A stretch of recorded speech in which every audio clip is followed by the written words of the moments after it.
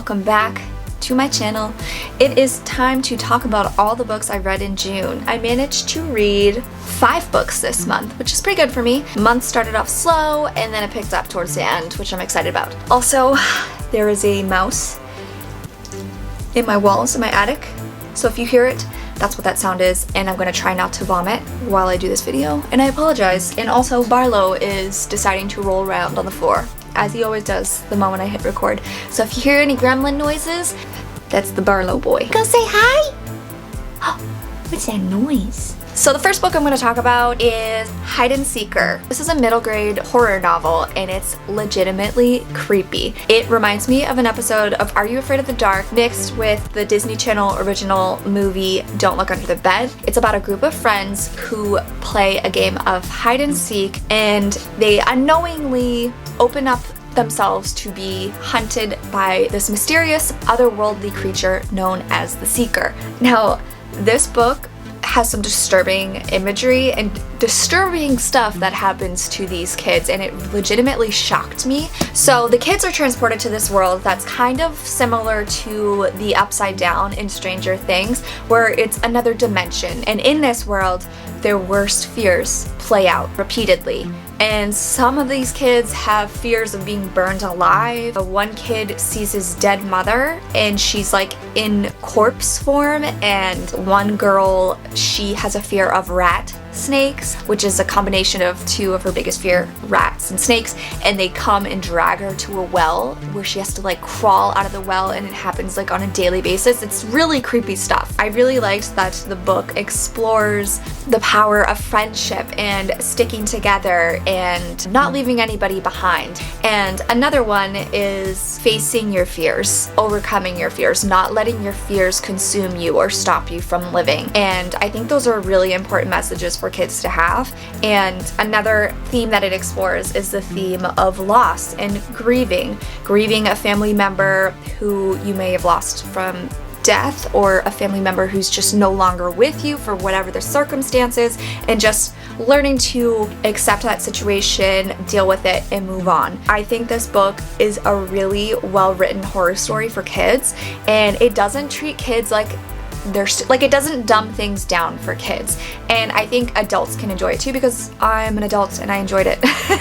Next book I'm going to talk about is The Ballad of Black Tom. This book is a retelling of the Lovecraftian story, The Horror at Red Hook. I haven't actually read that story, and I haven't read any Lovecraft. I'm not a huge fan of Lovecraftian cosmic horror, but what I do know is Lovecraft was a racist, and I believe that that story is a very racist story. So the author, Victor Laval, he's a black man, and he decided to retell this story from a black man's perspective, and he did it in a way to kind of criticize Lovecraft's story. What I thought was interesting is Laval grew up reading Lovecraft, and when he was younger he didn't know that he was racist, and then as he grew older he started to realize, whoa, this dude is racist. He even dedicates the book to Lovecraft, which I thought was interesting. For H.P. Lovecraft, with all my conflicted feelings, this story tells the tale of a hustler named Tommy Tester who lives in Harlem. He carries around a guitar with him, and he kind of gets entangled in this interesting situation where he brings this woman an ancient book, and he meets this man who basically tells him all about these ancient gods that he's trying to awaken, and it is somebody called the Sleeping King. And that stuff is a little bit out of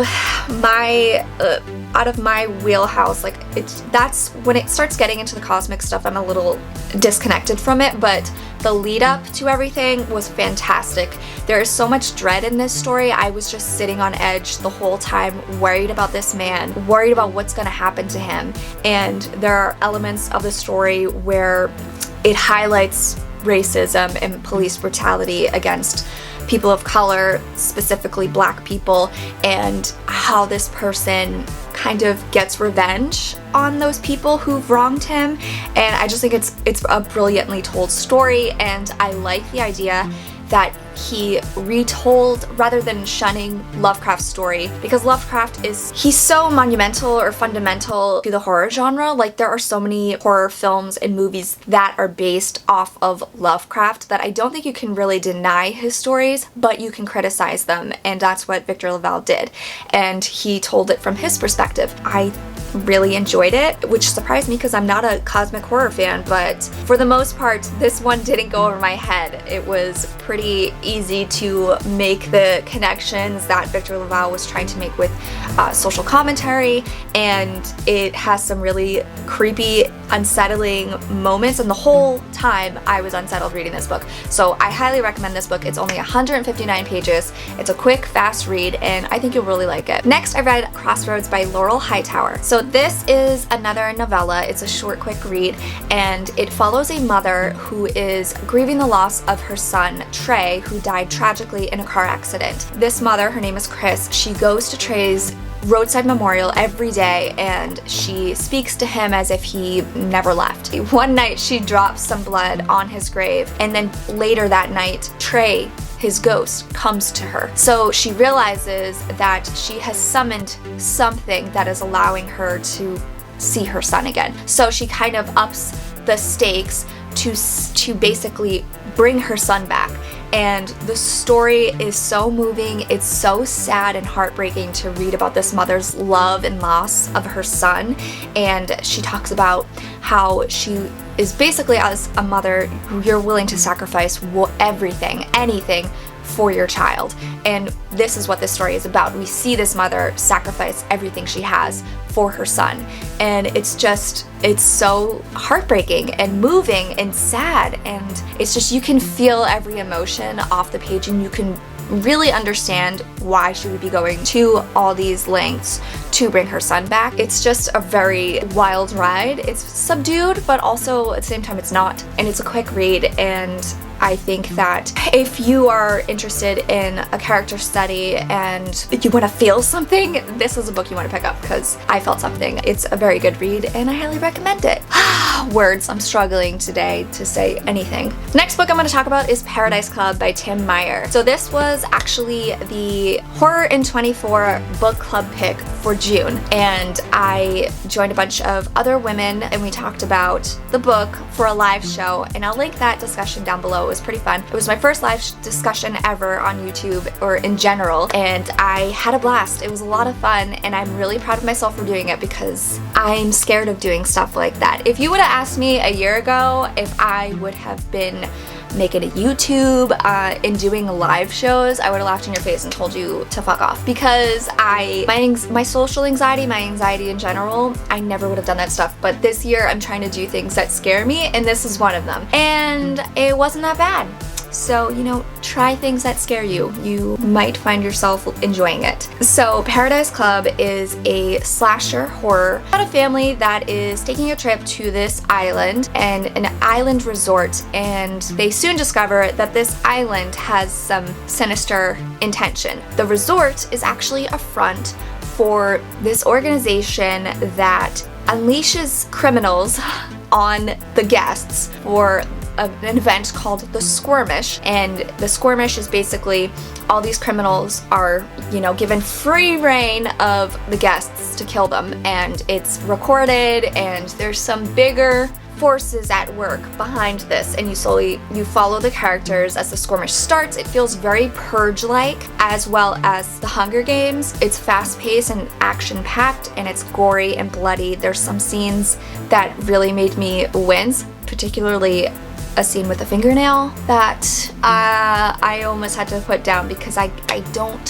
cannot deal with things with fingernails, okay? And this scene in particular was pretty gruesome. So what's interesting is that this author, he wrote the book, and he allowed his patrons from his Patreon page to kind of pick where the story was going to go next, like a choose your own adventure. So the story kind of goes in interesting directions that I personally didn't like, and I felt like it became rushed towards the end. But the beginning, the setup, I loved. I thought we get into the action pretty quickly, and I did enjoy the characters. But if you're interested in hearing more of my thoughts on this, I will leave the link to our Horror in 24 live discussion down below, so you can watch it. It's only an hour, and you can look at all of our beautiful faces, so you're welcome. And lastly, I'm going to be talking about Nothing But Blackened Teeth by Cassandra Khaw. So this is a new release from Tor Nightfire. It is not releasing until October. The official date is October 19th, and you need this. You need this book. It is so good. First of all, the cover is terrifying. Let me tell you a little bit about it. So, Nothing But Blackened Teeth follows a group of 20-something friends who reunite at a haunted Japanese manor for a wedding of one of the friends. And this manor previously belonged to a bride who was wronged in some way. She lost her husband, or her husband didn't show up for the wedding, so she buried herself alive, or something like that along those lines. The story is really a character study of these friends and how they have a lot of baggage with them, and you can tell that their relationships are very strained. So the story is really about those relationships, examining those relationships, and learning about how they got where they are. And there's just such an awkwardness between them because they've outgrown these relationships. They're not really good friends to each other anymore, and they should probably move on, but they're still forcing it. And I love that this story explored that, because I feel like that is one of the most relatable things I've ever read. You go through life making friends and you feel like you've invested all this time in a friendship, you have to stay friends with them, but people outgrow each other, people change, they get different likes and interests and point of views. Like, you have to move on sometimes. And it doesn't necessarily mean that you don't like that person anymore. It's just you don't gel anymore. You're not into the same things. And I like the story explored that. It's been described as Shirley Jackson's The Haunting of Hill House, and I haven't read that yet, but I know I kind of can understand the comparisons because it's about the group of people. It's more about the people than it is about the place. So this is a very subdued horror. It's not like jump scares in your face, but there is some creepy imagery and there are ghosts, but not ghosts supernatural, more ghosts like of the past, of this friend group and their relationship, if that makes sense. Am I making sense? I don't know. I hope I am. But I personally loved this. I loved the characters. I think that because the author Cassandra Khaw, and I hope I'm saying that right, she has a way with words that she can make the simplest thing sound super grotesque and unsettling, and she also can be super funny. And I like that there's a mix of seriousness, scariness, awkwardness mixed in with humor when it's right. She has really great comedic timing with some of her characters. Another thing that I thought was interesting is the author wrote this after she experienced the loss of her father, and she was trying to overcome that or deal with that. And you can feel that because there's a lot of loss in this story, a lot of themes of loss. Just a different kind, just the loss of friendships. I just really liked this story. It's only like 100 pages, and it comes out October 19th, 2021 from Tor Nightfire, who was kind enough to send me an ARC copy because this was one of my most anticipated books, and I think I'm gonna have to buy an actual copy now because I loved it. It was so good, and I really recommend this if you are the type of person who liked The Haunting of Hill House and you like more of a slow burn character study versus a jump scare fest, because this is not that. This is the character study, and I think you'll really enjoy it.